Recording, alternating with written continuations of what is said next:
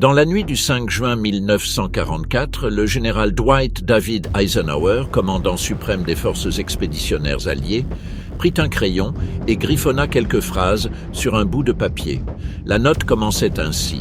« Nos débarquements dans la région de Cherbourg-le Havre n'ont pas permis d'établir un point d'appui satisfaisant et j'ai retiré les troupes. » Elle se poursuivait par une phrase encore plus révélatrice. « Si une faute ou un échec doit être attribué à cette tentative, il n'appartient qu'à moi. » Ce bout de papier n'aurait jamais dû exister.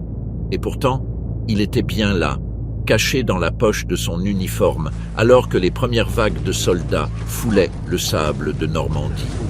Il s'était même trompé de date, écrivant 5 juillet au lieu du 5 juin. Une erreur insignifiante au regard de l'enjeu. Mais la nervosité reste la nervosité, même si l'on est à la tête de l'opération militaire la plus ambitieuse de l'histoire de l'humanité. Cette note existait parce que l'échec était tout à fait possible, probable même dans d'autres circonstances. Et si ces premières heures du 6 juin 1944 s'étaient terminées autrement, le monde que nous connaissons aujourd'hui serait méconnaissable. Voici ce qui se serait passé. Le mur de l'Atlantique était un mensonge soigneusement entretenu. Adolf Hitler l'avait présenté à ses généraux et au monde entier comme une muraille impénétrable. Des milliers de kilomètres de béton, d'acier, de tourelles, de mines et de canons s'étendant du nord de la Norvège jusqu'aux Pyrénées espagnoles. La propagande le décrivait comme une « Festung Europa », une Europe forteresse. Mais lorsque le général Feldmarschall Erwin Rommel fut envoyé en janvier 1944 pour inspecter personnellement ses défenses, ce qu'il découvrit le horrifia. Rommel en conclut que le mur de l'Atlantique n'était achevé, au mieux, qu'à 18%. 18%. Le reste n'était que façade, espace vide, position sans artillerie, bunker sans équipage, champ de mines incomplets. L'Atlantique n'était pas un mur, c'était une promesse non tenue, bétonnée dans l'imagination de ceux qui n'avaient jamais pris la peine de vérifier la réalité. Rommel l'a compris immédiatement. Son diagnostic était clair dès la première inspection. Et dès cet instant commença une course contre la montre pour renforcer les positions côtières, installer des obstacles sous-marins, enfouir des mines sur les plages, consolider les Widerstandsnester, ces nids de résistance qui devaient accomplir le travail que le béton n'avait pas réussi à faire. Le problème, c'est que les ressources arrivaient au compte-gouttes. Le front de l'Est les engloutissait à une vitesse industrielle. Et le temps n'attendait pas. Rommel avait fait valoir auprès de l'Oberkommando der Wehrmacht, le haut commandement des forces armées allemandes, que la seule possibilité de repousser une invasion alliée était de le faire sur la plage même, dès les premières heures, avant que l'ennemi ne puisse consolider un point d'appui. Dès que les Alliés auraient pris pied sur le sol français, affirmait-il, la guerre serait perdue. Il s'appuyait directement sur son expérience en Afrique du Nord. La supériorité aérienne alliée anéantirait toute contre-attaque de chars avant même qu'elle n'atteigne les lignes de front.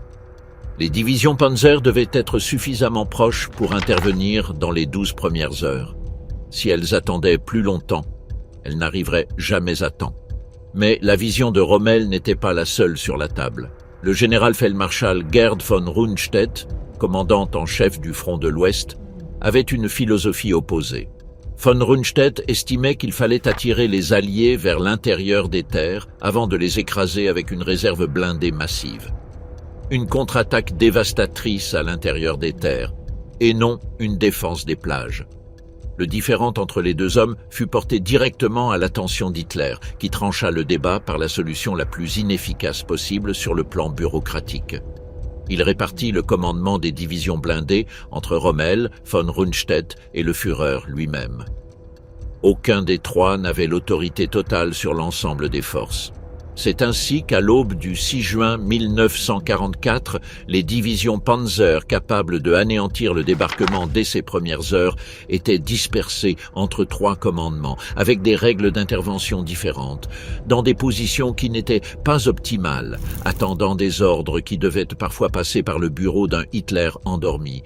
La 21e division blindée, la plus proche des plages de Normandie, avait sa base près de Caen. Elle était parfaitement capable de contre-attaquer dès les premières heures. mais elle ne se déplaça pas avec la rapidité nécessaire, en partie à cause de la confusion au niveau du commandement, en partie parce qu'une opération britannique consistant à envoyer des planeurs transportant des chars légers tétrarques derrière leurs lignes leur fit croire que les Alliés tentaient de les encercler. Les tétrarques n'étaient en pratique que de la ferraille motorisée, un véhicule que n'importe quel expert en blindé aurait écarté en quelques secondes. Mais la confusion tactique du moment a accompli le travail que le tétrarque n'aurait jamais pu faire en situation de combat réel. La 12e division Panzer SS Hitlerjugend et la division Panzer Lehr, les plus redoutables dont disposaient les Allemands, se trouvaient suffisamment loin pour qu'il leur faille des heures, voire une journée entière, pour atteindre les plages. Et tandis qu'elles avançaient, l'aviation alliée les traquait. Chaque colonne se déplaçant de jour constituait une cible. De plus, le groupe d'armée du Pas-de-Calais maintint ses divisions en position pendant des semaines après le débarquement, convaincu que la Normandie n'était qu'une manœuvre de diversion et que la véritable attaque se ferait sur le détroit de Calais. L'opération de diversion alliée, connue sous le nom d'opération Fortitude, avait créé une armée fantôme appelée le premier groupe d'armée des États-Unis, prétendument commandé par le général George S. Patton, positionné dans le sud de l'Angleterre face au Pas-de-Calais. Les rapports d'agents doubles, les faux messages radio et les véhicules en carton et en caoutchouc gonflable ont convaincu les services de renseignement allemands que la Normandie n'était qu'une manœuvre de diversion. Mais imaginons que tout cela se soit passé autrement. Imaginons qu'une conjoncture de circonstances ait suffisamment modifié l'équilibre des forces pour que les débarquements échouent. Le premier à l'avoir su aurait été Bradley. Le général Omar Nelson Bradley, à la tête de la première armée américaine, suivait les rapports depuis la passerelle du croiseur lourd USS Augusta, ancré à environ 22 km au large des côtes normandes. Ce qui arrivait d'Omaha, extraits de messages radio, rapports de liaison, comptes rendus des observateurs navals, dressait un tableau frôlant le désastre dès les premières lueurs de l'aube. Les B-24 Liberator envoyés pour saturer les positions allemandes pendant la nuit avaient largué leur charge avec un retard compris entre 90 secondes et 5 minutes, par crainte de toucher leur propre navire. Les bombes tombèrent jusqu'à 5 km à l'intérieur des terres, là où il n'y avait aucune position ennemie d'importance. Les défenses allemandes restèrent intactes. Les nids de résistance, Widerstandsnester, 15 positions en béton équipées de mitrailleuses MG-42, de canons anti-chars, PAC 43 de 88 mm, encastrés dans les flancs des ravins et d'artillerie préalablement calibrée sur chaque mètre de la plage, ouvrirent le feu sur les premiers navires de débarquement dès les premières lueurs de l'aube. La compagnie A du 116 régiment d'infanterie, rattachée à la 29e division d'infanterie du général de division Charles Gerhardt, a débarqué dans le secteur Dog Green vers 6h30 du matin. Elle a perdu près de 90% de ses hommes dans les premières minutes. Aucun de ses 4 officiers n'a survécu à la première heure. Les survivants se sont glissés sous les eaux glacées de la Manche, à l'abri des obstacles en acier. Les Belgian Gates, des portes métalliques de près de 3 mètres de haut qui paradoxalement leur offraient le seul abri disponible au niveau de la plage. Sur les 32 chars Sherman D. Duplex Drive du 741e bataillon blindé, des chars de 25 tonnes équipés de flotteurs en toile cirée et d'hélices arrière, qui avaient été mis à l'eau à 5500 mètres de la côte, seuls 5 ont atteint la terre ferme. Les 27 autres ont coulé en quelques minutes sous les vagues d'1,5 mètre générées par la houle du canal ce matin-là. Les écrans en toile, conçus pour résister à des vagues de 45 cm, n'ont tout simplement pas tenu le coup. Les équipages, piégés à l'intérieur ou luttant contre les courants dans une eau à 4 degrés Celsius, ont péri ou ont été secourus avant d'atteindre la plage. Le 743e bataillon a pris la décision d'acheminer ses chars directement jusqu'au rivage à bord des péniches de transport et certains sont arrivés à destination. Mais dès leur débarquement, ils ont été la cible des tirs allemands. Dans l'après-midi du 6 juin, il ne restait plus que 5 chars opérationnels dans tout le secteur d'Omaha. À 8h30 du matin, le Beachmaster d'Omaha, l'officier de marine chargé de gérer le trafic des embarcations, informa le contre-amiral John Jimmy Hall, qui commandait les navires de la Force O, qu'ils avaient stoppé l'avance des vagues de renfort. L'invasion d'Omaha durait depuis 2 heures et était déjà au point mort. Bradley, depuis l'Augusta, en était conscient. Dans ses mémoires, publiés en 1983 en collaboration avec Clay Blair sous le titre « A Soldier's Life », il avoue avoir sérieusement envisagé d'évacuer la tête de plage et de diriger les troupes de renfort vers Utah Beach ou les plages britanniques. Une décision qui, selon la plupart des historiens militaires, aurait été catastrophique. La 4e division, déjà débarquée à Utah, aurait dû supporter le poids de 2 divisions supplémentaires sur un terrain déjà saturé, sans temps de coordination, avec des cartes d'une autre plage et des ordres écrits pour un secteur différent. Mais dans la réalité, à 9 heures du matin, même si Bradley ne le savait pas encore depuis son croiseur, les soldats de la 1re division d'infanterie, la légendaire Big Red One, composée de vétérans de Tunisie et de Sicile, avaient percé les défenses allemandes en au moins 7 points distincts et neutralisé 5 des 12 nids de résistance côtiers. Le général de brigade Norman Dutch, Cotta, commandant adjoint de la 29e division, parcourut la plage sous le feu ennemi en disant aux soldats paralysés sur le sable « Il y a 2 types d'hommes sur cette plage, les morts et ceux qui vont mourir. Sortons d'ici. » À midi, le secteur de Vierville était aux mains des Américains. À 3 heures de l'après-midi, le couloir de Colville commençait à s'ouvrir.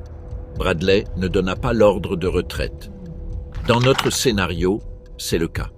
À 9 heures du matin, au lieu du rapport l'informant des avancées de la Big Red One, Bradley reçoit la confirmation que la première vague a été pratiquement anéantie, que la deuxième vague s'accumule dans l'eau sans pouvoir débarquer, et que les tirs de la 352e division d'infanterie allemande, que personne ne s'attendait à trouver à Omaha car les services de renseignement alliés la situaient à 40 km à l'intérieur des terres, montre tous les signes d'avoir été renforcés pendant la nuit par les troupes que l'amiral Kirk n'a pas pu neutraliser par le bombardement naval. L'ordre de retraite est donné à 9h15 du matin, le 6 juin 1944. Les survivants sont évacués sous un feu nourri. Les navires de sauvetage sont touchés de plein fouet. Sur les plages de l'Utah et les plages britanniques, l'opération se poursuit sans que l'on sache encore ce qui s'est passé à Omaha. Mais la brèche est irréparable. Le front, qui devait être continu, présente une brèche de 15 km entre le flanc américain et le flanc britannique. La 12e division SS, Hitlerjugend, qui en réalité a mis 2 jours à atteindre le front en raison des attaques aériennes alliées qui visèrent ses colonnes pendant la journée, profite de l'absence de pression sur le flanc ouest et consolide ses positions entre Bayeux et la mer. À la tombée de la nuit, la nouvelle s'est répandue.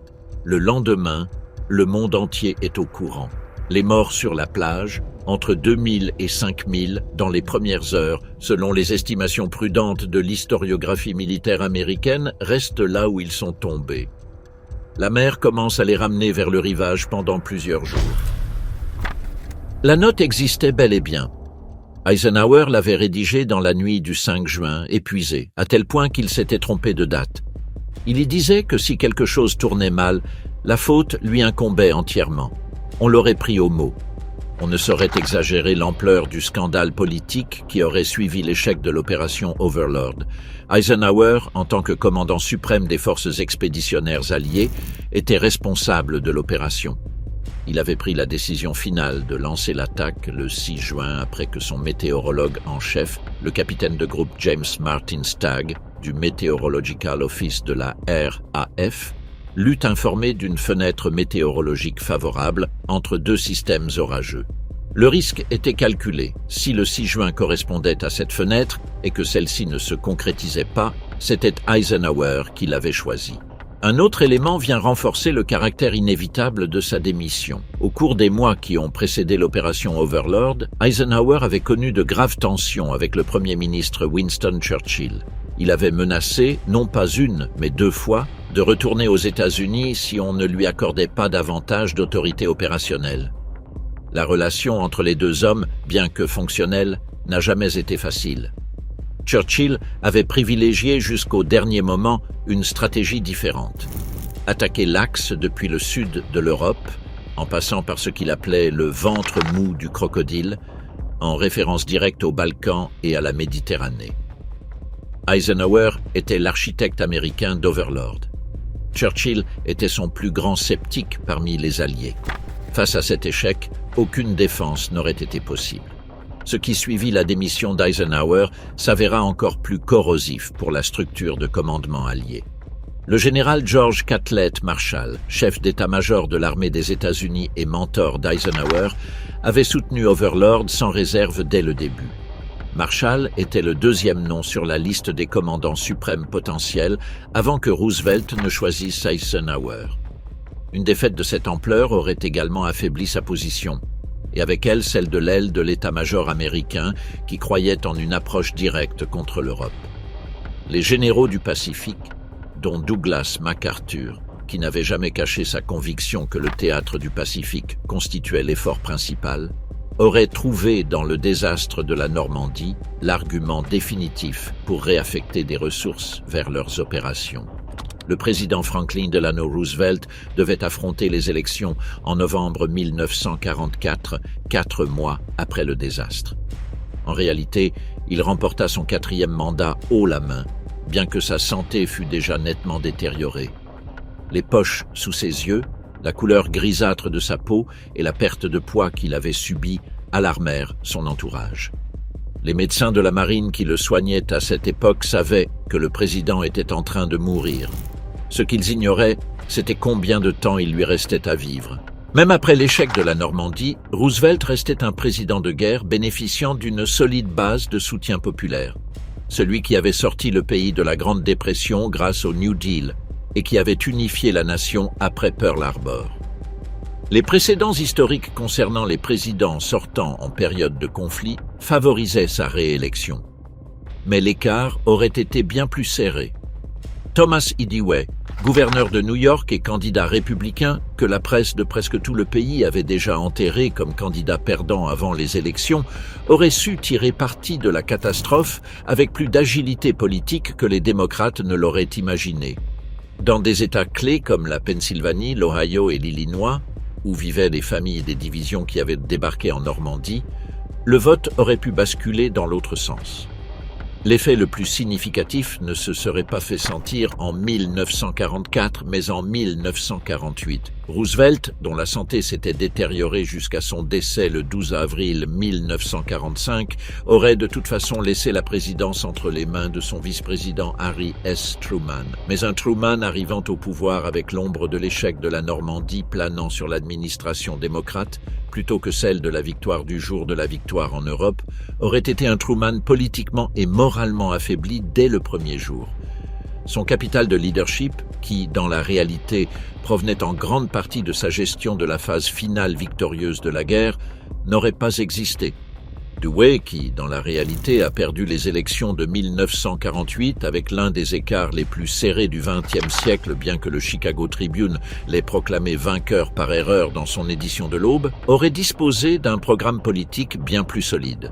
La décision d'utiliser les bombes atomiques contre le Japon, qui, dans la réalité, revint à Truman, aurait pu incomber à un président républicain modéré doté d'une vision stratégique différente. Et tout ce qui s'ensuivit, le plan Marshall, l'OTAN, la politique d'endiguement du communisme, aurait reposé sur des prémices complètement différentes. L'économie britannique était en état de guerre totale depuis 5 ans. Les exportations s'étaient effondrées. Les importations dépendaient des approvisionnements américains transitant par l'Atlantique Nord, une route menacée par les sous-marins allemands jusqu'à une période avancée de l'année 1943. Londres avait été bombardée pendant le Blitz de 1940 et 1941, et à l'été 1944, la ville était à nouveau sous le feu des attaques. Cette fois-ci par les bombes volantes V1, des missiles à propulsion à réaction qui traversèrent la Manche à 640 km à l'heure et tombaient là où elles tombaient, sans possibilité de défense précise. Plus tard viendrait le V2, la fusée balistique qui volait à plus de 5000 km à l'heure et contre laquelle il n'existait aucune défense possible. Churchill avait déclaré, à un moment donné en 1944, que la Grande-Bretagne tournait au ralenti. C'était une description honnête. L'échec de la Normandie n'était pas seulement une défaite militaire. C'était un coup psychologique pour une nation qui, depuis 4 ans, se maintenait grâce à la promesse qu'un jour, elle traverserait la Manche. Cette promesse venait d'être rompue. Et la question que personne ne voulait poser à voix haute aurait résonné dans chaque pub, dans chaque usine, dans chaque maison où une chaise restait vide à table. Y a-t-il un moyen de gagner cette guerre? Churchill avait des réponses. Aucune d'entre elles n'était réconfortante. La première option consistait à poursuivre la stratégie aérienne. Le maréchal en chef de l'air Sir Arthur Travers Harris, plus connu sous le nom de Bomber Harris, soutenait depuis des années que le bombardement stratégique des villes allemandes pourrait à lui seul briser la volonté du Reich. Les attaques de la RAF et de l'USAAF avaient transformé des villes comme Cologne, Hambourg, Dresde et Francfort en champs de ruines. Lors d'un seul raid sur Hambourg en juillet 1943, l'opération Gomorrhe avait déclenché une tempête de feu qui avait tué entre 35 000 et 40 000 civils et laissé plus d'1 million de personnes sans abri. Mais l'Allemagne n'avait pas capitulé, ni à Hambourg, ni ailleurs. La production de guerre allemande, sous la direction du ministre de l'Armement Albert Speer, a continué à croître jusqu'en 1944. Les Allemands avaient adapté leur industrie, l'avaient dispersée, l'avaient enfouie sous terre. Les villes brûlaient et les usines continuaient à produire. Bomber Harris avait raison de dire que les bombardements causaient d'énormes dégâts. Il avait tort de penser que ces dégâts suffisaient à eux seuls à remporter la victoire. Sans deuxième front dans le nord de la France, sans le soulagement qu'Overlord aurait apporté au front de l'Est, la seule certitude était que le temps continuait de s'écouler. Et chaque semaine qui passait, les fusées C-1 et V-2 continuaient de s'abattre sur Londres. Le 6 juillet 1944, exactement un mois après le véritable jour J, Churchill rédigea une note de 4 pages portant la mention « très secret » et adressée au général Sir Hastings Ismay, chef d'état-major du ministère de la Défense. Les destinataires opérationnels étaient les chefs d'état-major interarmés. Le document commençait ainsi. Je veux que vous réfléchissiez très sérieusement à cette question des gaz toxiques. Il poursuivait. Il est absurde d'invoquer la morale dans ce domaine, alors que tout le monde y a eu recours lors de la dernière guerre sans que les moralistes ou l'Église ne s'en plaignent. D'autre part, lors de la dernière guerre, le bombardement de villes ouvertes était considéré comme interdit. Aujourd'hui, tout le monde le fait comme si c'était la chose la plus naturelle au monde. Et plus loin, dans le même document, je devrais être prêt à tout pour frapper l'ennemi à un endroit mortel. Il se peut que je doive certainement vous demander de me soutenir dans l'utilisation de gaz toxiques. Nous pourrions inonder les villes de la Ruhr et bien d'autres villes d'Allemagne. Et si nous le faisons, faisons-le à 100%. L'état-major interarmé rejeta la proposition. Les chefs d'état-major ne l'écartèrent pas pour des raisons morales, comme Churchill l'avait lui-même anticipé dans son projet, mais pour des considérations stratégiques concrètes, il craignait que l'Allemagne ne riposte à une échelle égale ou supérieure. Lorsque cette riposte se produirait, la Grande-Bretagne ne serait pas en mesure d'encaisser un échange massif de gaz. Ses stocks étaient inconsidérables. La Grande-Bretagne avait produit pendant la guerre 40 719 tonnes de gaz moutarde et 14 042 tonnes de phosgène et de gaz lacrymogène, selon les registres du ministère de la guerre. Mais les défenseurs allemands avaient accès à quelque chose que les Alliés ignoraient encore complètement. Churchill ne fut pas convaincu. Il répondit que la question devait rester à l'étude et qu'elle serait réexaminée lorsque la situation s'aggraverait. Le procès-verbal du 6 juillet 1944 fut reproduit dans le numéro d'août-septembre 1985 de la revue American Heritage, où l'historien Barton G. Bernstein, de l'université de Stanford, l'analysa en détail. Ce n'était pas un document hypothétique, c'était un document authentique. Or, dans le contexte de l'échec du débarquement en Normandie, ce mémo n'arrive pas en juillet 1944 avec le ton d'une proposition désespérée formulée par un homme pour qui la guerre se déroulait en réalité plutôt bien. Elle arrive tout au plus quelques semaines plus tôt, alors que la situation ne présente aucune issue conventionnelle, et elle arrive sans l'argument implicite que les chefs d'état-major ont pu invoquer dans la réalité, que la guerre était en train d'être gagnée par d'autres moyens, que le gaz n'était pas nécessaire. La deuxième dimension de la réponse britannique était le programme qui sommeillait dans les entrepôts de Porton Down. Dans les installations de Porton Down, dans le Wiltshire, l'unité de recherche biologique et chimique du gouvernement britannique développait depuis 1942 l'opération Végétarion. Dirigé par le microbiologiste Paul Field, le programme avait produit, au printemps 1944, 5 millions de galettes de lin infectées par des spores de Bacillus anthracis, l'agent responsable de l'anthrax. La technique de dispersion était d'une simplicité brutale. Des bombardiers de la RAF, spécialement modifiés, survoleraient les pâturages du nord et de l'ouest de l'Allemagne, larguant 400 galettes toutes les 2 minutes pendant un cycle de 20 minutes. Avec 12 avions, chaque mission permettrait de disperser 48 000 galettes. Les réserves étaient suffisantes pour répéter l'opération pendant des semaines. Les essais menés sur l'île de Gruinard, au large de la côte nord-ouest de l'Écosse, avaient été sans équivoque. En juillet 1942, une bombe à anthrax qui avait explosé au vent par rapport à 60 moutons attachés en file indienne avait tué tous les animaux en quelques jours. Lorsqu'une tempête ultérieure avait emporté les cadavres infectés vers le continent écossais, il avait fallu des mois pour maîtriser la chaîne de contamination parmi le bétail côtier. L'île avait été déclarée inhabitable en raison de la contamination par l'anthrax. Elle le resta pendant 48 ans, jusqu'à ce que le ministère de la Défense la décontamine au formol dilué en 1986. Elle ne fut déclarée sûre qu'en 1990. En mars 1944, Churchill avait commandé 500 000 bombes à anthrax supplémentaires aux États-Unis, provenant directement des laboratoires militaires américains. La commande fut autorisée par la Maison-Blanche. En réalité, lorsque les bombes furent prêtes en quantité suffisante, la guerre en Europe était pratiquement gagnée par des moyens conventionnels et l'opération fut classée sans suite. Les 5 millions de galettes de lin ont été incinérées à Porton Down à la fin de la guerre. Dans le scénario d'un échec en Normandie, les bombes sont prêtes, et Churchill a sous la main le brouillon qu'il a déjà rédigé. Les chefs d'état-major font preuve de la même résistance tactique, mais ce qui, en juillet 1944, était une proposition que l'état-major a pu rejeter en arguant que « la situation n'est pas si grave ».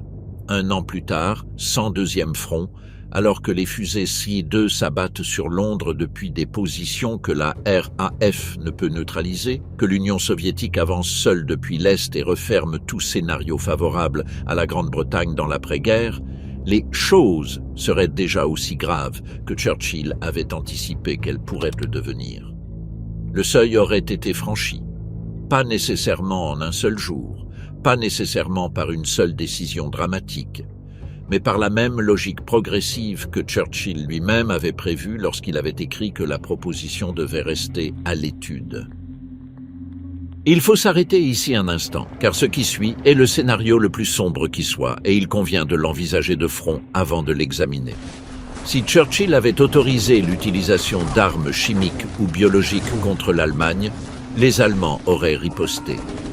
Les estimations des services de renseignement alliés étaient claires à ce sujet. En 1945, l'Allemagne avait accumulé un stock estimé entre 70 000 et 80 000 tonnes d'armes chimiques, y compris des agents mortels tels que le tabun, le sarin et le soman, ces gaz neurotoxiques développés par le chimiste Gerhard Schrader entre 1936 et 1944.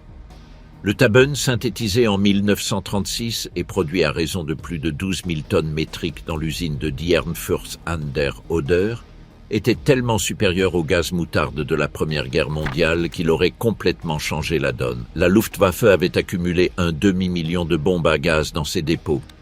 Les chefs d'état-major de Churchill le savaient. C'est pourquoi ils rejetèrent la proposition en juillet 1944. Le risque d'une escalade vers un échange d'armes de destruction massive entre des puissances dotées de capacités colossales était trop élevé. Les représailles allemandes se seraient abattues sur la Grande-Bretagne, et peut-être même sur l'Union soviétique. Mais Churchill avait écrit « Il faut le faire à 100%. » Et sans la pression exercée par une guerre remportée par des moyens conventionnels qui incitaient à la modération, le seuil de ce qui semblait nécessaire aurait baissé de manière spectaculaire. L'échange hypothétique d'armes chimiques entre la Grande-Bretagne et l'Allemagne en 1945, dans ce scénario, aurait entraîné des pertes civiles et militaires d'une ampleur que les esprits de l'époque pouvaient à peine concevoir. L'Allemagne disposait de stocks de gaz neurotoxiques suffisants pour causer des millions de morts. La Grande-Bretagne disposait de suffisamment de spores d'anthrax pour contaminer des régions entières pendant des décennies. L'Union soviétique, qui disposait elle aussi d'arsenaux chimiques considérables, aurait dû prendre des décisions quant à ses propres représailles si les agents allemands avaient atteint ces lignes. 3 issues sont envisageables dans ce scénario. Un cessez-le-feu négocié avant que les hostilités n'atteignent le point de non-retour, une victoire soviétique profitant de l'affaiblissement mutuel de la Grande-Bretagne et de l'Allemagne pour étendre son influence sur un continent dévasté, ou simplement une escalade sans issue claire, rendant certaines parties du nord de l'Allemagne et de la Grande-Bretagne inhabitables pendant des décennies. Aucune de ces issues n'est satisfaisante. Revenons en arrière. Oublions pour l'instant le scénario des armes de destruction massive, car il existe une autre possibilité qui mérite une analyse plus détaillée. Si le débarquement en Normandie échoue, les Alliés ne sont pas à court d'options. Ils en ont une autre, le plan que Churchill avait toujours préféré avant que Roosevelt ne le convainque de miser sur le nord de la France. Le Premier ministre avait soutenu pendant des années que la meilleure façon de frapper le Reich était d'attaquer par le sud en passant par la Méditerranée et les Balkans. Il appelait cela le « ventre mou du crocodile », l'Axe, bien que l'expression soit restée dans l'histoire sous sa forme simplifiée, le ventre mou de l'Europe. Ce raisonnement reposait sur une logique stratégique respectable. Attaquer l'Axe à son point le plus vulnérable, couper les approvisionnements en pétrole roumain et hongrois qui alimentaient les divisions blindées allemandes et établir des positions occidentales en Europe centrale avant l'arrivée de l'armée rouge. Staline détestait ce plan. Il l'avait dit sans détour, tant à Téhéran en novembre 1943 que dans toutes les communications où le sujet était abordé. Le Premier ministre soviétique savait parfaitement qu'une invasion alliée des Balkans impliquait une présence occidentale dans ce qu'il considérait comme sa sphère d'influence naturelle de l'après-guerre, la Yougoslavie, la Roumanie, la Bulgarie, la Hongrie, l'Autriche. Tout cela faisait partie de l'espace géopolitique que l'Union soviétique s'était réservé en compensation du sang versé.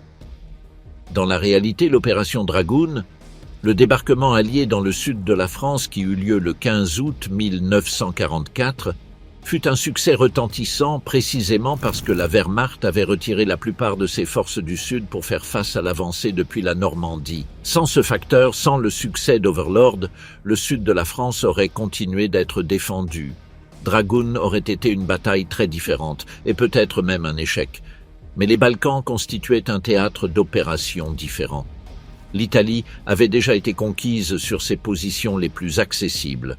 Rome tomba le 4 juin 1944, 2 jours avant le jour J, et l'avance depuis la péninsule vers le nord, bien que ralentie par les lignes défensives allemandes successives, offrait une base logistique à partir de laquelle un pivot vers l'est était envisageable. Les forces du maréchal de campagne Sir Henry Maitland Wilson, commandant suprême des forces alliées en Méditerranée, avaient la capacité d'envisager un contournement vers la Yougoslavie. En Yougoslavie, depuis 1941, le maréchal Josip Broz Tito commandait un mouvement de partisans qui, en 1944, était le plus efficace de toute l'Europe occupée. Les partisans de Tito immobilisaient plus de 15 divisions allemandes sur le territoire yougoslave.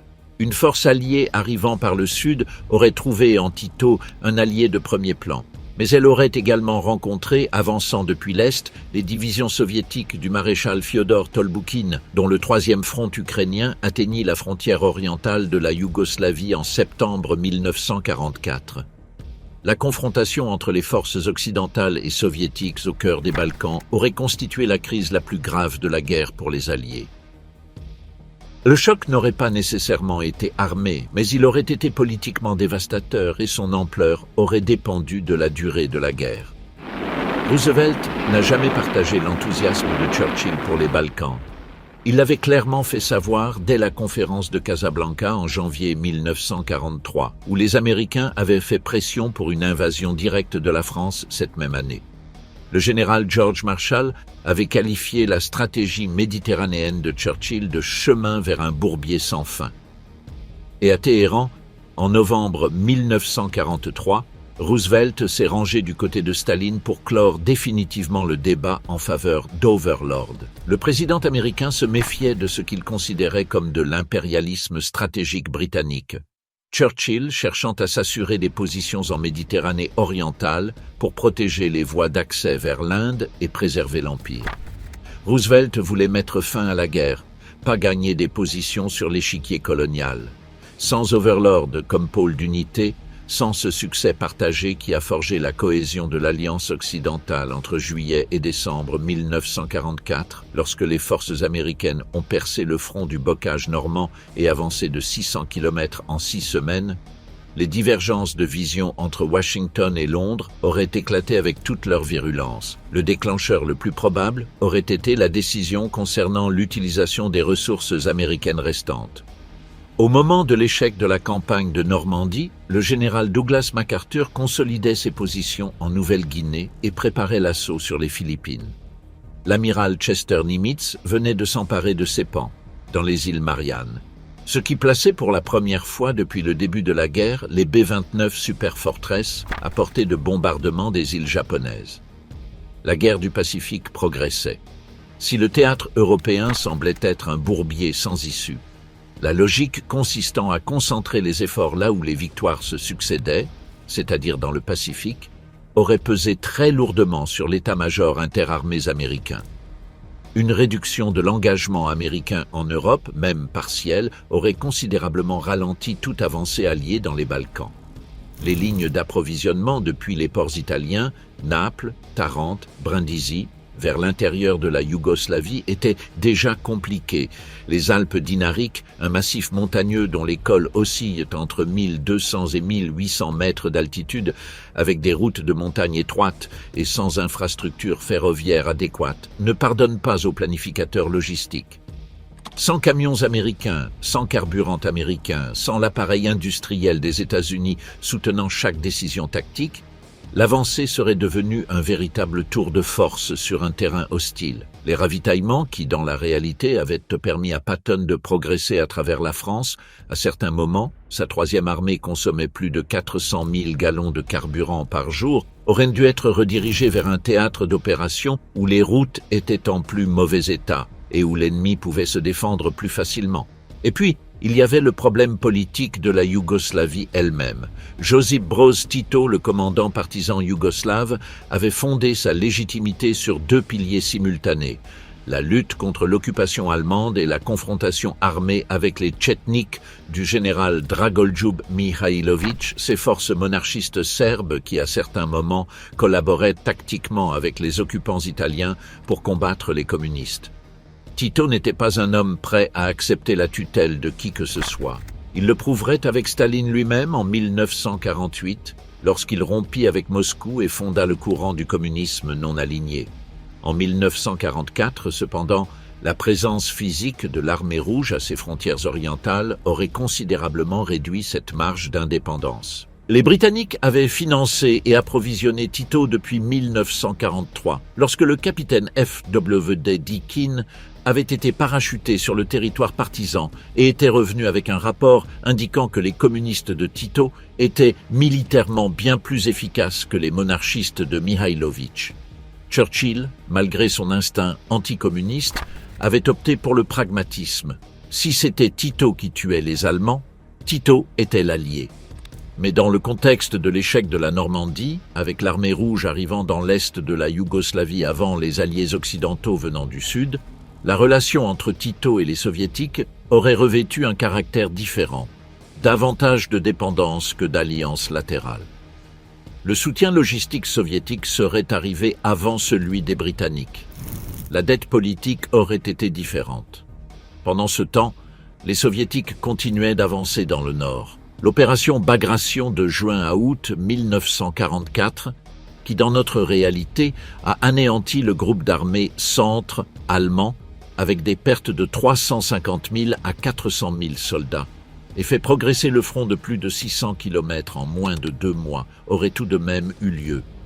L'opération Bagration a été possible parce que la supériorité soviétique en matière d'équipement, de doctrine et de commandement était déjà si grande à l'été 1944 que le front occidental de Normandie, qui jouait un rôle secondaire, n'a guère influencé le rythme de l'avancée. Ce qu'Overlord a apporté en plus à l'opération Bagration, c'est l'impossibilité pour les Allemands de transférer des divisions de l'Ouest vers l'Est pour contenir la percée. Sans Overlord, l'Allemagne aurait pu déplacer peut-être 5 ou 6 divisions supplémentaires vers l'Est, insuffisantes pour changer l'issue de l'opération Bagration, mais capables de la retarder de plusieurs semaines. Ces semaines n'auraient pas changé l'issue finale. Elles auraient modifié la vitesse à laquelle l'armée rouge atteignait l'Oder, et avec elle, la position de négociation soviétique lors de toute conférence de paix ultérieure. Le scénario qui se dessine est le suivant. Les soviétiques atteignant la Vistule et l'Oder à l'automne 1944, avançant vers l'intérieur de la Pologne et des pays baltes, tandis que les alliés occidentaux progressaient lentement vers le nord depuis la Yougoslavie. La course vers Berlin, que l'armée rouge aurait de toute façon largement remportée, Staline s'en était fait la promesse dès Stalingrad, se serait achevée avec un écart de plusieurs mois et non de quelques semaines. L'Allemagne serait tombée de toute façon. Mais au moment de sa chute, la moitié occidentale du continent n'aurait compté qu'une seule armée à l'intérieur de ses frontières. Le résultat en Europe aurait donné lieu à une carte qu'aucun stratège occidental ne souhaitait voir. Les zones d'occupation convenues lors des conférences de Yalta et de Potsdam, qui dans les faits divisaient l'Allemagne en 4 secteurs avec une ligne de front initiale située approximativement sur l'Elbe, fleuve que les forces américaines avaient refranchi en avril 1945, à environ 150 km de Berlin, sans aller plus loin en raison de la décision délibérée d'Eisenhower de ne pas entrer en concurrence avec les soviétiques pour la capitale, aurait été remplacée par un partage radicalement différent. Si les soviétiques avaient atteint Berlin seuls, alors que la Grande-Bretagne et les États-Unis se trouvaient encore au sud des Alpes où venaient à peine de franchir les frontières de l'Autriche et de la Hongrie depuis l'Adriatique, la frontière entre le bloc occidental et le bloc oriental aurait été située bien plus à l'ouest. À quel point plus à l'ouest? Telle est la question à laquelle aucune carte ne peut répondre avec précision, car cela aurait dépendu de négociations entre des puissances épuisées et méfiantes. Mais il existe quelques pistes d'analyse solides. Tout d'abord, le Rhin. Le Rhin forme la frontière naturelle entre la région industrielle de la Ruhr, la plus productive d'Allemagne, et le reste du pays. Une Union soviétique qui aurait occupé toute l'Allemagne jusqu'au Rhin aurait eu entre ses mains les mines de charbon et les aciéries de la Ruhr, les chantiers navals du Nord, les ports de Brême et de Hambourg, ainsi que le tissu industriel qui fut en réalité le moteur de la reconstruction de l'Allemagne de l'Ouest dans les années 1950. Sans ce tissu industriel, le miracle économique allemand de l'après-guerre n'aurait pas existé.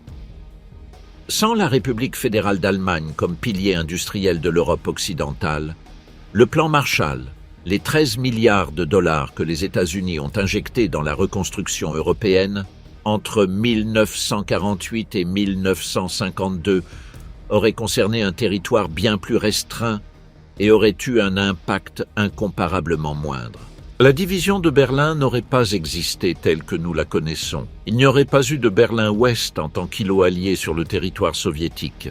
La ville tout entière aurait été soviétique, ce qui aurait éliminé l'un des épisodes les plus tendus de la guerre froide, le blocus de Berlin de 1948 à 1949, mais aussi l'un des symboles les plus puissants de la résistance occidentale face à l'expansion soviétique.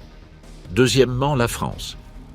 Sans la libération de la France depuis la Normandie, et avec une libération alternative arrivant tardivement par le Sud ou comme conséquence collatérale de la défaite allemande à l'Est, la carte politique intérieure française aurait été complètement différente. Le Parti communiste français, le PCF, était en 1944 l'organisation la mieux structurée de la résistance. Ses cadres avaient péri dans les prisons de la Gestapo. Ces structures clandestines étaient les seules à fonctionner avec une discipline militaire dans toute la France occupée. Dans un scénario où la libération n'aurait pas été rapide et n'aurait pas bénéficié du soutien du gouvernement provisoire du général Charles de Gaulle, qui dans la réalité est entré à Paris le 26 août 1944, garantissant la légitimité républicaine face au communisme avant que celui-ci ne puisse consolider son propre pouvoir. Le PCF aurait abordé la période 1945 à 1946 avec une position politique interne bien plus forte. L'historien américain Forrest Pogge, dans son ouvrage Command Decisions, a souligné avec précision que les dirigeants politiques des États-Unis n'avaient élaboré aucune politique pour faire face à une Union soviétique agressive en Europe centrale, et aucune directive politique n'a jamais été transmise au général Eisenhower par ses supérieurs américains ou par l'état-major interarmé américano-britannique. Cette absence de politique constituait déjà un problème dans la réalité. Dans le scénario d'un échec en Normandie, sans aucune armée alliée occidentale sur le sol français pour ancrer le discours politique, le fossé entre la volonté stratégique soviétique et l'indécision occidentale aurait été encore plus dramatique. Troisièmement, les pays nordiques. La Norvège, avec 220 000 soldats allemands en garnison, qui, dans la réalité, se sont rendus pacifiquement, se serait retrouvé dans une situation politique incertaine après la défaite allemande à l'Est, sans forces alliées occidentales en Europe du Nord, pour garantir une transition ordonnée, et avec l'Union soviétique juste de l'autre côté de la frontière finlandaise. Dès le pacte Molotov-Ribbentrop, Staline avait manifesté son intérêt pour le contrôle des détroits danois et la domination de la Baltique. Avec l'armée occidentale enlisée dans les Balkans et incapable de pénétrer dans le nord du continent, la Norvège et le Danemark auraient constitué des cibles politiques à sa portée. Quatrièmement, et c'est peut-être là la conséquence la plus structurelle, l'organisation du traité de l'Atlantique Nord. L'OTAN a été fondée en avril 1949 avec 12 membres fondateurs, articulés autour de la présence militaire américaine en Europe occidentale et centrée sur la défense de l'Allemagne de l'Ouest, de la France, des pays du Benelux et des flancs nord et sud. Sans une Allemagne de l'Ouest viable, sans la France en tant que puissance démocratique stable, sans ligne de démarcation au cœur du continent, l'OTAN aurait été une alliance océanique. Grande-Bretagne, Portugal, Islande, peut-être l'Espagne, dépourvue de profondeur stratégique continentale. Une alliance capable de défendre les côtes atlantiques, mais incapable de projeter une force de dissuasion à l'intérieur de l'Europe. Et c'était peut-être exactement ce que Staline avait voulu dès le début. En Norvège, l'Allemagne maintenait une garnison d'environ 220 000 soldats en 1945, une force qui capitula pacifiquement à la fin de la guerre en Europe sans avoir combattu sur aucun front actif durant les dernières années du conflit. En Suède, la neutralité fut maintenue au prix d'énormes concessions faites au Reich. Les Suédois autorisèrent le passage des troupes allemandes lors de l'invasion de la Norvège en 1940 et fournirent du fer de haute qualité à l'industrie de l'armement allemande pendant une grande partie du conflit. Dans l'hypothèse d'un échec en Normandie, avec une guerre se prolongeant jusqu'en 1946 ou 1947 et l'armée rouge dominant le front, l'Union soviétique aurait eu un intérêt stratégique direct en Scandinavie. L'accès à l'Atlantique Nord et le contrôle de la Baltique étaient des objectifs soviétiques explicites depuis le pacte Molotov-Ribbentrop d'août 1939. Dans le partage territorial secret de ce pacte, l'Union soviétique avait exprimé son intérêt pour le contrôle des détroits danois et la domination de la Baltique. L'armée occidentale étant enlisée dans les Balkans et n'ayant pas pénétré dans le nord du continent, la Norvège et le Danemark auraient constitué des objectifs politiques à sa portée. La Suède et la Finlande, neutres ou dans la situation de la Finlande qui avait signé la paix avec l'URSS en septembre 1944 à l'issue de la guerre de continuation, auraient vu l'influence des partis communistes locaux croître rapidement. Dans un contexte où l'Union soviétique s'imposait comme la puissance dominante en Europe continentale, la pression exercée sur les gouvernements d'Helsinki et de Stockholm pour qu'ils s'alignent sur Moscou aurait été considérable. Passons maintenant au Japon.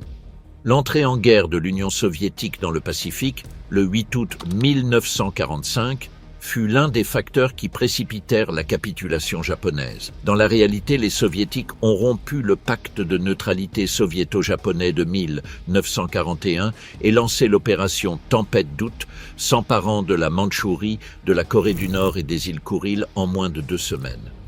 Cette opération a non seulement anéanti l'armée du Kwantung, la plus importante force terrestre japonaise restante, comptant plus de 700 000 soldats, mais elle a également anéanti le dernier espoir japonais de négocier une capitulation conditionnelle sous la médiation soviétique. Un amiral japonais de haut rang, dont le témoignage a été recueilli lors des interrogatoires d'après-guerre menés par le tribunal militaire international pour l'Extrême-Orient, a qualifié la combinaison des bombes atomiques et de la déclaration de guerre soviétique de don divin, car elle permettait au gouvernement japonais d'affirmer qu'il avait été vaincu par des forces extérieures extraordinaires plutôt que d'admettre son effondrement de l'intérieur. Mais dans notre scénario alternatif, les Soviétiques auraient été profondément occupés en Europe jusqu'en 1946 ou 1947, le front européen n'étant pas encore réglé et tout le poids de l'effort de guerre soviétique étant concentré à l'ouest. La déclaration de guerre au Japon aurait été reportée ou menée avec des forces bien moindres. La conséquence directe aurait été que la guerre dans le Pacifique, qui était déjà essentiellement américaine, l'aurait été encore davantage. Les États-Unis auraient libéré les Philippines sans concurrence soviétique dans les négociations concernant les îles environnantes. La Chine continentale, privée du parapluie de protection soviétique depuis le nord de la Mandchourie, qui, dans la réalité, a permis au Parti communiste chinois de Mao Zedong de se réorganiser et de se réarmer, aurait connu un équilibre différent lors de la reprise de la guerre civile contre les nationalistes du Kuomintang de Chiang Kai-shek. La République populaire de Chine, proclamée le 1er octobre 1949, n'aurait peut-être jamais existé sous cette forme. Et sans la Chine communiste, la guerre de Corée de 1950 à 1953 aurait connu une dynamique tout à fait différente. Le domino tombé en Normandie le 6 juin 1944 n'a cessé de rebondir pendant des décennies. Il y a une dimension qui est généralement négligée dans ces analyses, la France. Dans la réalité, la libération de Paris eut lieu le 25 août 1944, seulement 80 jours après le débarquement en Normandie. Le général Charles de Gaulle fit son entrée dans la capitale le 26 août, assurant ainsi la légitimité du gouvernement provisoire de la République française face à toute prétention rivale, y compris les manœuvres des communistes français qui avaient eux aussi joué un rôle central dans la résistance. La rapidité de la libération fut cruciale pour la stabilité politique de la France de l'après-guerre. Sans la Normandie, la France resterait occupée à l'automne 1944. Et une France qui resterait occupée dans la dernière ligne droite de la guerre serait une France où les calculs de l'après-guerre seraient complètement réécrits. Le mouvement de libération nationale et les organisations communistes de la résistance française avaient coordonné leurs activités sous l'autorité nominale du Conseil national de la résistance, créé en mai 1943. Le PCF, le Parti communiste français, était en 1944 le parti politique le mieux organisé de la résistance. Son capital était le sang. Ses cadres avaient combattu, étaient morts et avaient rempli les prisons de la Gestapo avec une discipline que les autres partis ne pouvaient égaler. Le nom populaire même donné à ceux qui avaient été fusillés par les Allemands sur les places françaises, les fusillés, était majoritairement associé à des militants communistes. La légitimité que cela générait était réelle et avait un poids électoral. Dans un scénario où la libération de la France aurait eu lieu plus tard, peut-être depuis le sud par les ports méditerranéens, ou comme conséquence directe de la défaite allemande sur le front de l'Est, avec l'armée rouge déjà sur le Rhin, lorsque les Allemands auraient finalement retiré leur garnison de France, le pouvoir politique au sein de la résistance aurait été beaucoup plus concentré entre les mains des communistes. La possibilité que le PCF s'impose comme force dominante dans la France de 1946 à 1947 était bien réelle. Cela ne signifie pas que la France serait devenue une démocratie populaire à l'image de la Pologne ou de la Bulgarie, car la culture politique française et la présence américaine en Méditerranée occidentale auraient joué un rôle de contrepoids. Mais cela signifie bien que la 4e République française, déjà politiquement fragile et paralysée par les coalitions gouvernementales, aurait dû faire face à une configuration parlementaire encore plus difficile à gérer. Le rôle de Charles de Gaulle aurait également été différent. En réalité, de Gaulle a bâti son autorité sur un seul pilier, avoir été la voix de la France libre alors que tout était perdu et être entré dans Paris avant que quiconque ne puisse lui disputer le statut symbolique de capitale de la victoire. Ce moment du 26 août 1944 sur les Champs-Élysées, alors que les balles sifflaient encore au-dessus de la foule tandis qu'il marchait de sa stature imposante vers Notre-Dame, était irremplaçable en tant qu'acte fondateur. Sans la Normandie, cet acte ne se serait pas déroulé de cette manière. De Gaulle serait arrivé trop tard, ou dépendant d'un autre acteur, ou encore alors que l'acte de libération comptait déjà d'autres protagonistes. Son autorité d'après-guerre aurait été d'un tout autre ordre. Les empires coloniaux de la Grande-Bretagne et de la France auraient également fonctionné selon des principes différents. Et c'est là que la divergence avec notre ligne temporelle est particulièrement marquée. Roosevelt avait été explicite tout au long de la guerre. L'Empire britannique et l'Empire français devaient être démantelés après la guerre. La Charte de l'Atlantique, signée par Churchill et Roosevelt en août 1941, avant même l'entrée en guerre des États-Unis, affirmait dans son 3e principe le droit des peuples à choisir leur forme de gouvernement. Churchill tenta d'en restreindre l'application aux pays occupés par l'Axe. Roosevelt ne lui accorda pas cette satisfaction. Lors des conférences du Caire et de Téhéran, en novembre et décembre 1943, Roosevelt insista à nouveau. La décolonisation faisait partie du nouvel ordre mondial que les États-Unis étaient en train de construire. Mais la pression américaine sur la question coloniale dépendait, en dernier ressort, de la mesure dans laquelle la Grande-Bretagne et la France avaient des besoins de leur allié américain. Une Grande-Bretagne qui aurait abordé l'après-guerre sans la victoire de Normandie à son actif, plus dépendante du soutien américain pour contenir l'expansion soviétique en Europe, aurait eu moins de marge de manœuvre pour résister à la pression décolonisatrice de Washington. Mais dans le même temps, elle aurait eu une motivation plus forte pour s'accrocher à ses colonies. La métropole étant économiquement dévastée par une guerre plus longue, les ressources de l'Inde, de la Malaisie, de l'Afrique de l'Ouest et des Caraïbes étaient encore plus indispensables qu'elles ne l'ont été en réalité pour financer la reconstruction. La tension entre ces deux forces, une pression américaine plus forte en faveur de la décolonisation et un besoin britannique accru de maintenir l'Empire, aurait donné lieu à un processus colonial plus conflictuel et non plus ordonné. L'Inde aurait tout de même accédé à l'indépendance. Le Congrès national indien disposait de la masse critique politique et sociale nécessaire pour l'obtenir, quoi qu'il se passe en Europe. Nehru et Gandhi n'avaient pas besoin de la Normandie pour obtenir ce qu'ils ont obtenu. Mais le processus aurait été plus déchirant, avec une Grande-Bretagne moins disposée à céder car ses finances étaient plus compromises, et peut-être avec davantage de violence pendant la transition. Le cas de l'Indochine française est encore plus révélateur.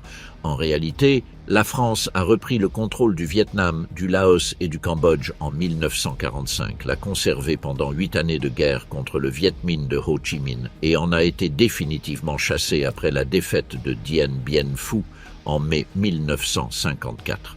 Ce processus, qui a coûté la vie à 75 000 Français et à un nombre incalculable de Vietnamiens, a conduit directement à l'intervention américaine qui a marqué la seconde moitié du XXe siècle en Asie du Sud-Est. Dans le contexte de l'échec de la Normandie, avec une France politiquement plus instable, plus dépendante économiquement de ses colonies, et un PCF exerçant une plus grande influence au sein du gouvernement, la politique coloniale française aurait été encore plus contradictoire. La gauche communiste française avait en principe des positions anticolonialistes, mais lorsque l'indépendance des colonies menaçait les intérêts économiques dont bénéficiaient également les travailleurs français des industries liées à l'Empire, le principe cédait le pas au pragmatisme. Les archives du PCF de la période de la véritable guerre d'Indochine montrent précisément cette tension.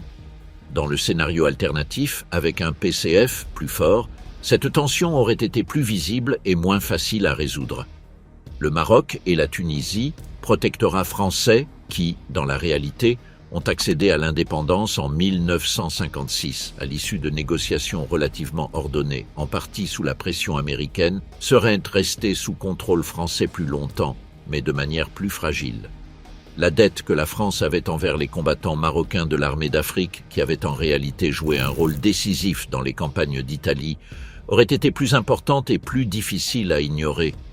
Le sultan Mohammed Ben Youssef, qui, dans la réalité, fut destitué par les Français en 1953 et revint triomphalement en 1955 sous le nom de Mohammed V, aurait disposé d'une marge de négociation différente en fonction de l'importance que la France aurait accordée à ses troupes coloniales dans un conflit européen plus long. Et au fond de tout cela se trouvait la question que Churchill avait reconnue en privé et que peu de gens voulaient énoncer clairement. L'Empire britannique était incompatible avec le monde qui émergerait d'une guerre remportée avec le soutien américain. En réalité, Churchill le savait et l'accepta à contre-cœur. Dans ce scénario alternatif, avec une Grande-Bretagne plus affaiblie et plus dépendante, la cession aurait dû être plus rapide ou plus violente. Il n'y avait pas de juste milieu viable. Sans la base industrielle de l'Europe occidentale libérée, sans le nord de la France, sans les pays du Benelux, sans l'Allemagne de l'Ouest reconstruite, la communauté que Churchill avait un jour imaginée comme les États-Unis d'Europe aurait été privée de ses éléments les plus productifs. Il n'en serait resté au mieux qu'une confédération atlantique de puissances affaiblies, repliées sur elle-même, tandis que le continent à l'est des Alpes fonctionnerait selon d'autres règles. Il existe un élément qui bouleverse tous les calculs de ce scénario et qui mérite d'être traité à part, le projet Manhattan. Le 16 juillet 1945, dans le désert de Jornada del Muerto, au Nouveau-Mexique, le projet Manhattan a procédé à son premier essai nucléaire réussi, connu sous le nom d'essai Trinity. 3 semaines plus tard, le 6 août, la bombe à l'uranium baptisée Little Boy a détruit Hiroshima. 3 jours plus tard, Fat Man a détruit Nagasaki. Même en cas d'échec en Normandie, le projet Manhattan aurait suivi son propre calendrier, qui dépendait des progrès réalisés dans l'enrichissement de l'uranium-235 et dans la production de plutonium dans les réacteurs de Hanford, dans l'État de Washington. Le calendrier technique n'a pas été modifié par la défaite sur les plages normandes. Ce qui change, c'est la décision concernant la manière d'utiliser l'arme et contre qui. En réalité, le débat au sein du comité provisoire chargé de conseiller Truman sur l'utilisation de la bombe fut intense. Certains scientifiques, dont le physicien Léo Szilard, firent circuler une pétition signée par 70 chercheurs du projet Manhattan demandant que le Japon assiste à une démonstration préalable de l'arme avant qu'elle ne soit utilisée sur une ville. La pétition fut ignorée. Dans notre scénario alternatif, alors que la guerre en Europe n'était toujours pas terminée à l'été 1945, que l'Union soviétique s'avançait vers un contrôle de plus en plus étendu du continent, que la Grande-Bretagne était épuisée et que le risque d'un échange d'armes chimiques ou biologiques se profilait à l'horizon. La disponibilité d'une arme nucléaire aurait bouleversé toute la dynamique stratégique. La question que personne ne veut poser: les Américains auraient-ils envisagé d'utiliser cette arme contre l'Allemagne? Dans la réalité, lorsque la bombe fut prête, l'Allemagne avait déjà capitulé. L'arme avait été initialement mise au point pour être utilisée contre l'Allemagne. La crainte nucléaire des Alliés avait commencé avec le programme atomique allemand, l'Uran-Verein, dirigé par Werner Heisenberg depuis 1939. C'était l'Allemagne qui était la cible initiale. Lorsque l'Allemagne capitula, la cible devint le Japon. Dans un scénario où la guerre en Europe se poursuivrait jusqu'en 1946, la possibilité que la première bombe nucléaire utilisée au combat s'abatte sur une ville allemande et non japonaise existe bel et bien. Les villes du bassin industriel du Rhin, Berlin, Munich, Dresde elles-mêmes déjà rasées, constituent des cibles plausibles. Les conséquences d'une telle décision pour l'après-guerre auraient été incalculables.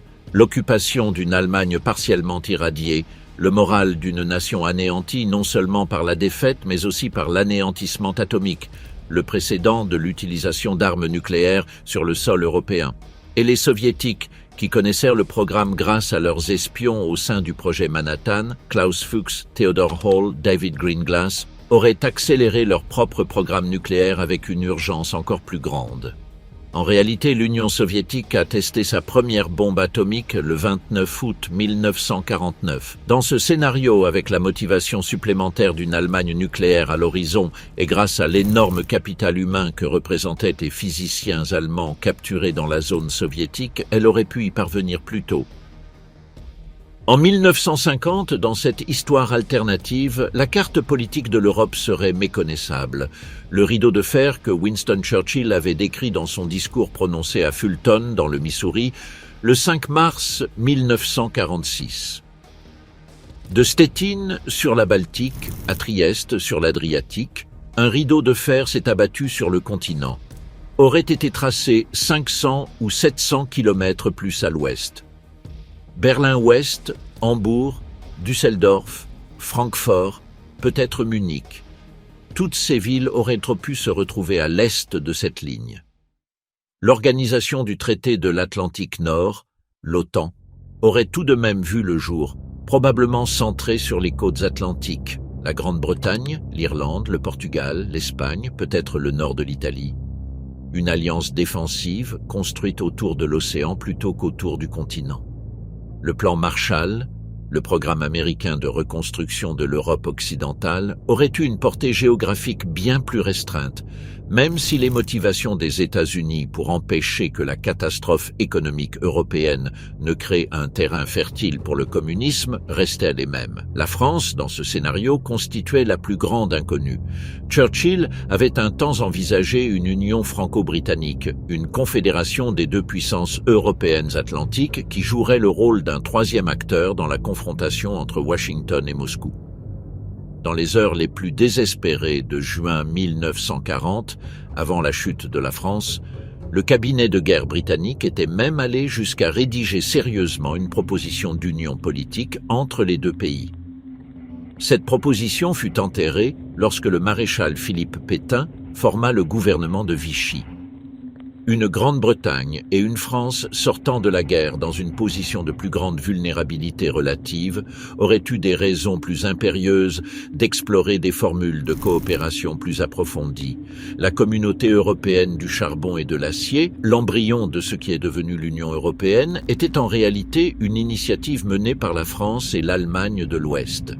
Dans ce scénario, sans une Allemagne de l'Ouest viable, l'axe franco-britannique aurait pu devenir le noyau d'une intégration européenne différente, plus limitée, plus défensive, aux tendances plus impériales.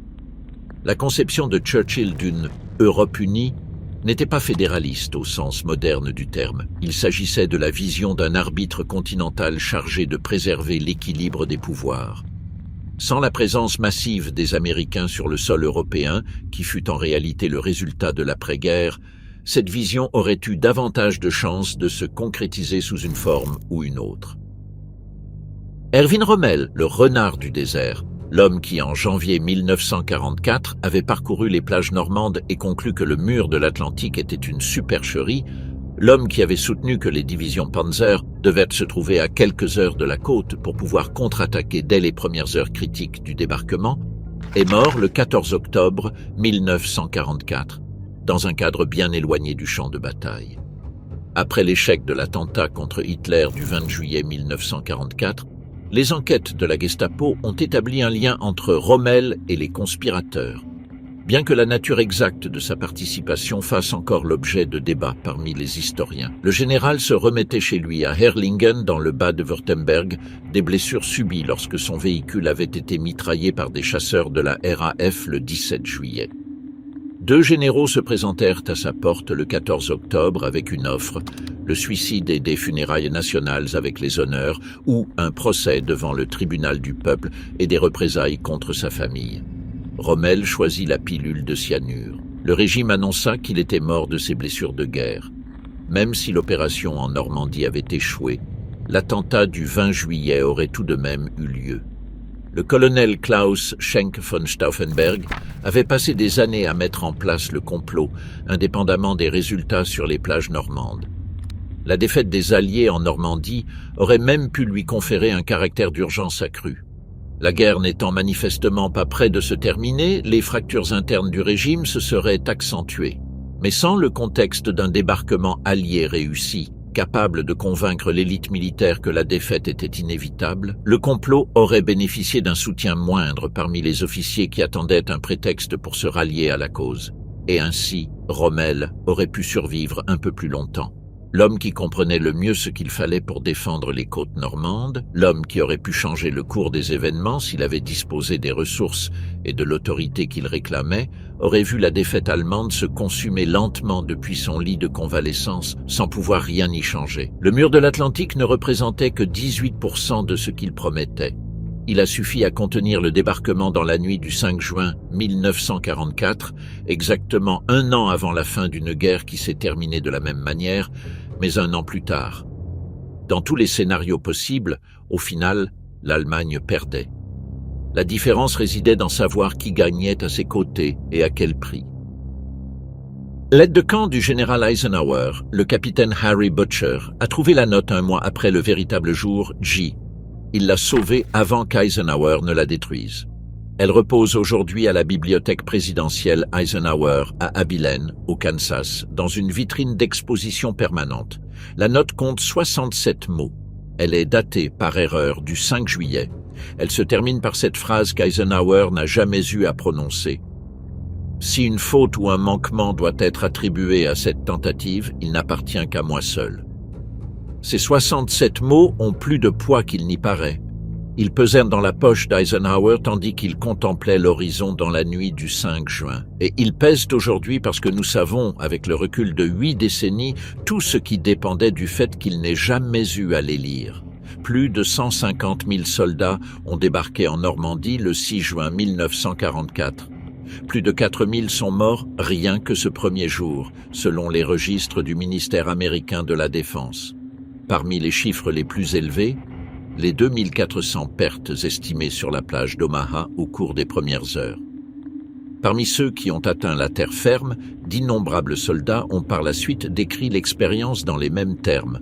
L'eau leur arrivant jusqu'au cou, les corps flottant tout autour, le bruit des MG-42 que les vétérans du front de l'Est comparaient au déchirement d'un tissu, le chaos total des premières minutes. Et pourtant, ils ont traversé. Ils ont continué d'avancer. Ils ont trouvé des passages entre les ravins, se sont glissés sous les barbelés, ont contourné les positions qui les clouaient sur place. À la tombée de la nuit, ils disposaient d'un point d'appui, petit, sanglant, précaire, mais ils l'avaient. C'est ce qui rend le papier dans la poche d'Eisenhower si révélateur. Il ne parle pas de l'héroïsme des soldats, qui était bien réel. Il parle du poids que portait l'homme qui a envoyé ses soldats en sachant parfaitement qu'il risquait de les envoyer dans un carnage sans issue, sachant que si les choses tournèrent mal, il ne pourrait que dire que la faute lui incombait. L'histoire alternative de ce document est, en fin de compte, l'histoire de la marge entre le monde que nous connaissons et celui qui aurait pu être. Une marge mesurée en temps, en décisions prises quelques secondes avant que le seuil ne se referme, en vagues qui se sont brisées d'une certaine manière et non d'une autre, en généraux allemands qui se trouvaient sur le mauvais front, alors qu'ils auraient dû être sur le bon. Cette marge avait un nom, le 6 juin 1944,